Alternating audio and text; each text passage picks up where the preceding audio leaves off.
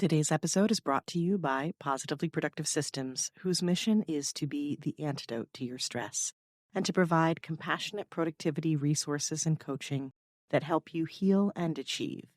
Be sure to check out both free and paid resources at positivelyproductive.com/resources. There are many well-intentioned people out there sharing the mantra, "No is a complete sentence." While that's technically true, it's also a limiting perspective. Grammatically, it's accurate, but emotionally, we are far more complex than that. So while this mantra starts the conversation and reminds you in a tough love kind of way that you do not need to justify saying no, it doesn't take into consideration the heart of the matter, your heart in the matter. Today, I'm going to help you do that while ensuring you'll be able to say no confidently and appropriately in a way that feels good to you and is effective.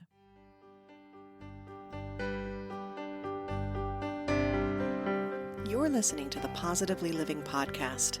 I'm your host, Lisa Zawrotny, founder of Positively Productive Systems and a coach certified in time and stress management, helping clients make space for what matters most in their lives. Join me each episode and we'll talk about decluttering, stress management, habits, personalized productivity, gratitude, and so much more. I understand the overwhelm of life because I'm a wife, mom to kids and cats, and a former caregiver. I'm here to help you choose what's right for you so you can do less, live more, and breathe easier. Sound good? Let's get to it.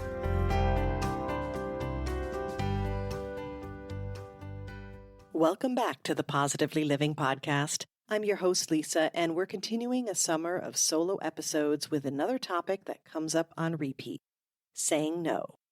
It's a hot topic with lots of mixed advice, so I welcome you to grab a drink and take a quick break with me while we explore why saying no is an issue, what it actually means, why you want to do it, and how to do it without feeling guilty or rude. Let's begin with the root of the issue, our perception. I did a reel recently on Instagram with an audio from Terry Kay. He's a video creator I follow, and I encourage you to do the same because he makes really good points through humor. In the audio I used, he likened the word no to cussing, and he's right. People do treat it like that. It begs the question, why do we take issue with the word no? Why is it seen as negative?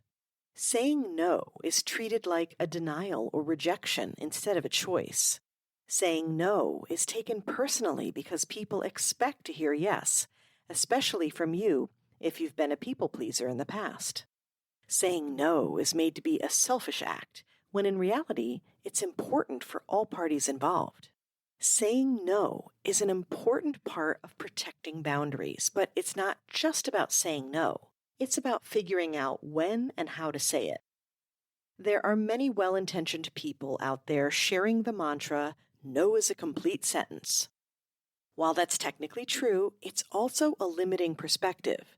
Grammatically, it's accurate, but emotionally, we are far more complex than that.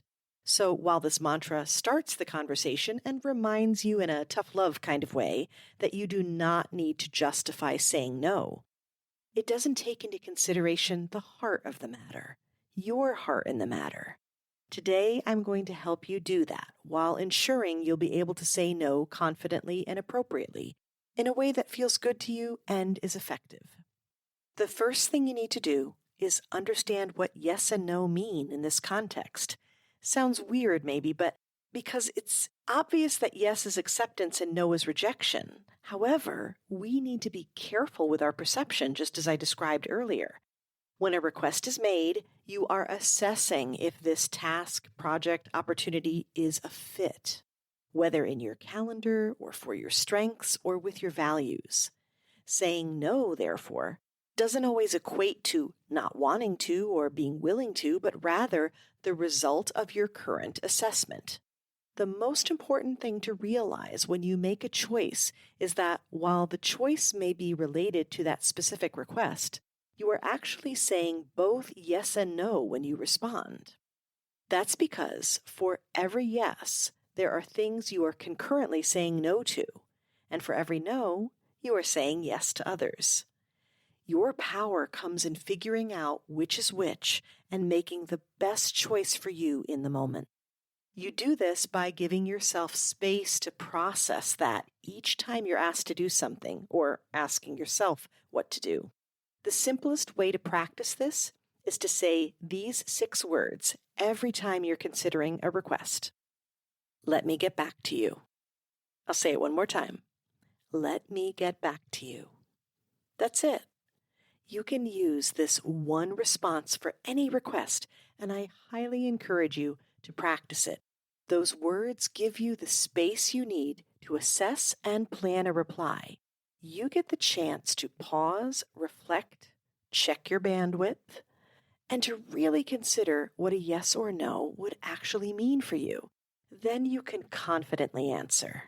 When you're ready to reply, I want you to do so in a way that feels good, provided it's genuine and doesn't mislead. You can do so in person or email or text if it's easier, which is another reason saying, let me get back to you is so helpful. Whichever way you reply, ensure you are direct. If it's a yes, be clear about what you're saying yes to. And if it's a no, same goes with a couple of caveats. When you say no, especially if you're not used to it, you may find yourself wanting to justify. While you don't have to justify what you do, and I don't want you to do it out of guilt about saying no, I understand sometimes you want to say more to maintain goodwill or express sincere regrets. And when you're choosing something for yourself, you may need reasons outlined to be more confident in your choice. There are ways to provide context without guilt. So let's talk about how to say no firmly and respectfully. Before I give you the specific ways, I need you to remember why you are saying no. Saying no to others is a must for you to ensure you are showing up your best and prioritizing you and your needs. And saying no to yourself is an important act of self-care. You'd think if you get to make the rules for yourself and internal boundaries that it wouldn't involve saying no, but no such luck. Just like parents say no to kids out of love, looking out for their best interests, you need to give yourself limits too. Now it's time to practice, and the best way is to have responses ready to go that can work for you depending upon the situation. I have a very simple formula for you for firm but gracious replies. You'll want to choose one each from part 1 and part 2 and combine them together in a way that works for you depending upon the situation. Start with a phrase that fits best from part 1, such as, I'm honored. Thanks for thinking of me. It sounds lovely. It's so kind of you to include me. I truly believe in what you're doing and want to support you.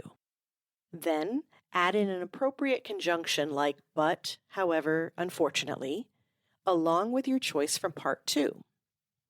But I cannot attend, join, help. But I am unavailable. But I am unable. But this isn't the right fit for me. Do you notice how in each of those there weren't extra details or justifications? That's right, just a reminder that you don't need them. But if you have a relationship with someone where you want to add modifiers like at this time, or offer a specific time frame, during the summer months, over the holidays, while I'm working on this project, you can feel free to do so.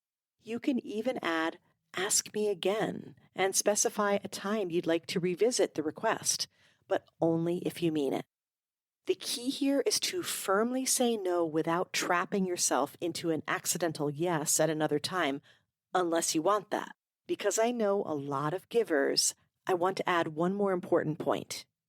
If you really would like to help, so technically you need to say no, but if circumstances were at all different, you would totally happily say yes, well, don't be afraid to negotiate.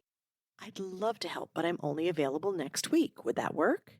Well, I could do this portion of the project, and it would take me until the end of the month. Is that okay?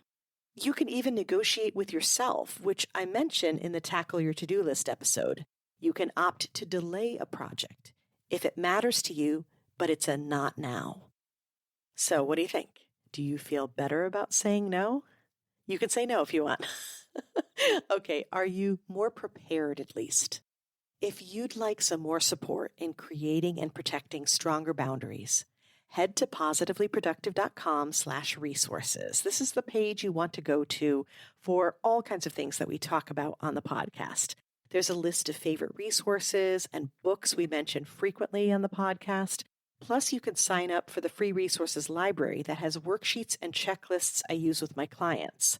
Included in the library, you'll find the list of phrases that I mentioned in today's episode so you can refer to them as you practice. I encourage you to keep choosing what's right for you and standing up for those choices.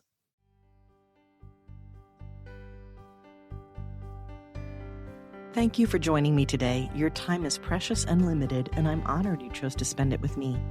If you have feedback, questions, or want to schedule a chat, head to positivelyproductive.com/connect. And if you are looking for any of the resources referenced on the podcast, from books to products to training and more, go to positivelyproductive.com/resources.